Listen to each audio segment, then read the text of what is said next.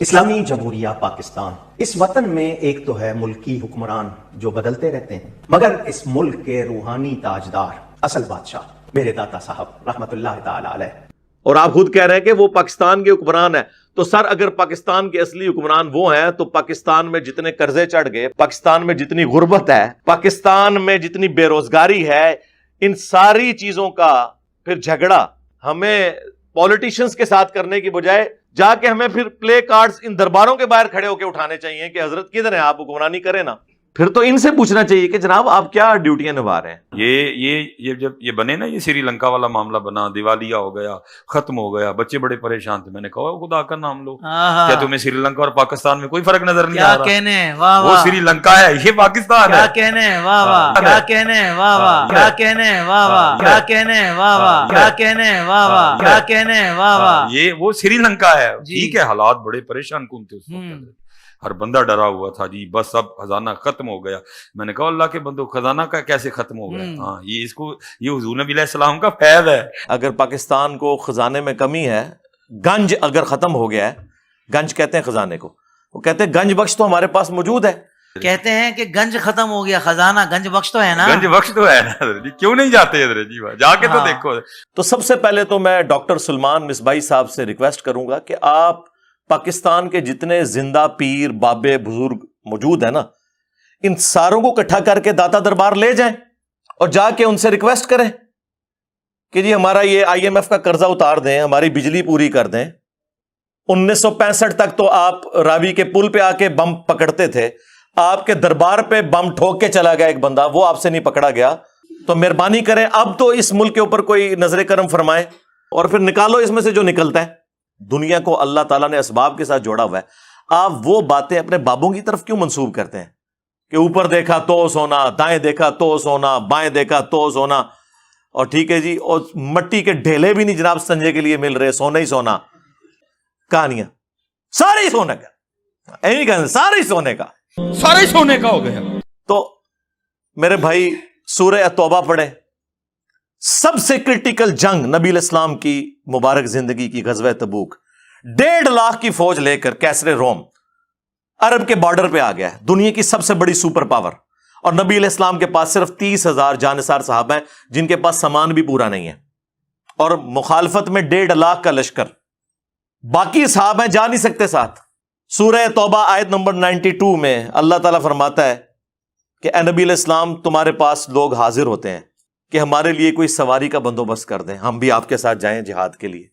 تو تم ان سے فرماتے ہو کہ میں کوئی ایسی چیز نہیں پاتا کہ جس کے ذریعے میں تمہاری مدد کر سکوں، تمہارے لیے سواری اور جانے کا ساز و سامان ارینج کر سکوں. تو تم دیکھتے ہو کہ یہ تم سے اس حال میں پلٹتے ہیں کہ ان کی آنکھیں آنسوؤں سے تر ہوتی ہیں، اس غم کے سبب کہ وہ اپنے نبی کے ساتھ مل کر اللہ کی راہ میں جہاد نہیں کر سک رہے. تو اس وقت حضور علیہ السلام نے تو نہیں اوپر دیکھا تو سونا، درخت دیکھا تو سونا، ادھر دیکھا تو سونا. وہ تو ترمذی میں اوپر تلے 2-3 احادیث موجود ہیں کہ سیدنا عثمان غنی رضی اللہ تعالیٰ عنہ علیہ السلام نے اپنی جو دولت تھی حضور کے قدموں پہ نچھاور کی تبوک کے موقع پر، اور نبی علیہ السلام نے انہیں جنت کی بشارت سنائی. تو ظاہری اسباب تو اختیار کر رہے ہیں. نبی علیہ السلام کی تو کہیں یہ تعلیمات نہیں ہے کہ آپ کو پیاس لگے تو آپ جو ہے وہ 10 دفعہ دروشی پڑھ لیں، بھوک لگے تو 10 دفعہ آپ سبحان اللہ وبحمدہ سبحان اللہ العظیم پڑھ لیں. میرے بھائی اللہ نے دنیا کو اسباب کے ساتھ جوڑا ہوا ہے، تو آپ اس قسم کی چیزیں کیوں لوگوں کو بتاتے ہیں؟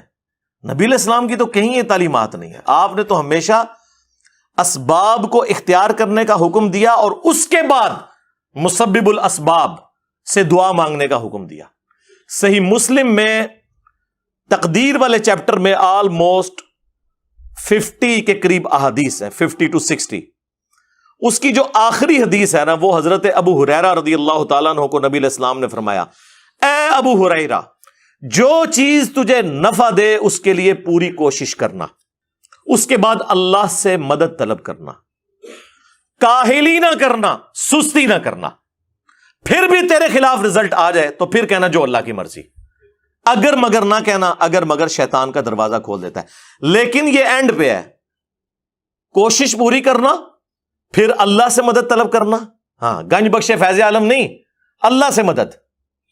اس کے بعد کاہلی اور سستی نہیں کرنی، کوشش بھی کرنی ہے اور کاہلی اور سستی بھی نہیں کرنی. پھر بھی رزلٹ خلاف آئے, پھر کہنا جو اللہ کی مرضی, کہ ٹھیک ہے اللہ تعالیٰ کو یہ منظور نہیں تھا, اپنی ایفرٹ تو پوری پٹ کرنی ہے. یہ کون سا دین ہے جو آپ لوگوں کو سکھا رہے ہیں؟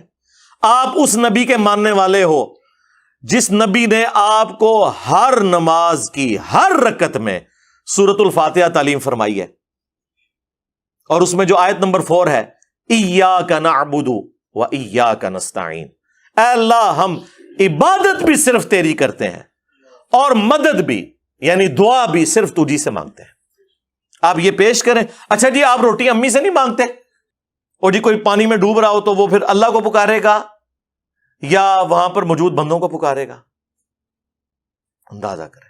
او میرے بھائی ایک سمپل سی بات ہے, آپ یہ میرے سامنے بیٹھے ہیں, میں آپ کو کہتا ہوں مجھے پانی پلا دیں, سامنے موجود ہے.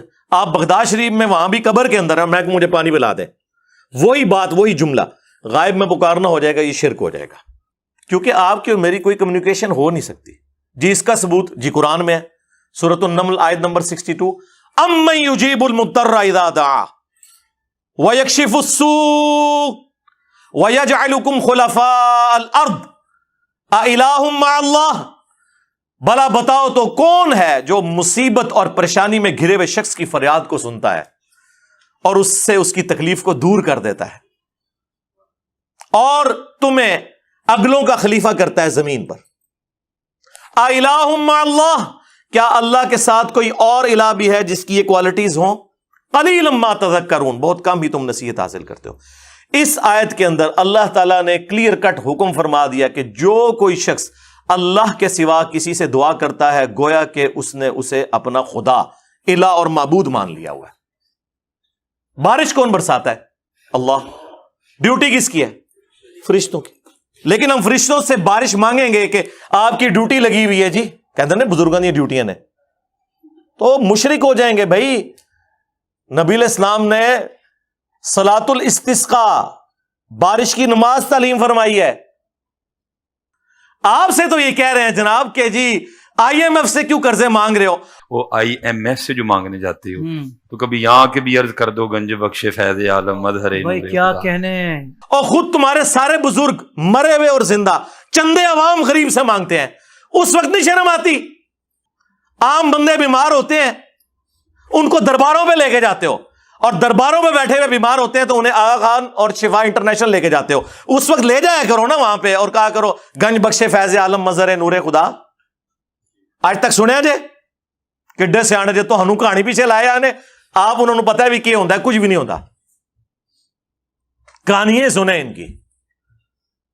تو انشاءاللہ تعالی اللہ کے فضل سے اس پلیٹ فارم سے یہ سچائی کی آواز بلند ہوگی. باقی آپ نے توحید کے حوالے سے میری ایک ویڈیو ہے توحید سے متعلق 10 دھوکے, اور آج سے آلموسٹ 10 سال پہلے ایک لیکچر تھا میرا دعا صرف اللہ ہی سے, تو باقی کے سارے وصف سے میں نے اس میں سیٹل کر دیے ہیں اللہ کے فضل سے. جو چھوٹی چھوٹی چیزیں پکڑ کے انہوں نے شرک امت میں پھیلایا ہوا ہے, جی شرک ختم ہو گیا ہے, وہ بھی میں نے ویڈیو ریکارڈ کروا دی.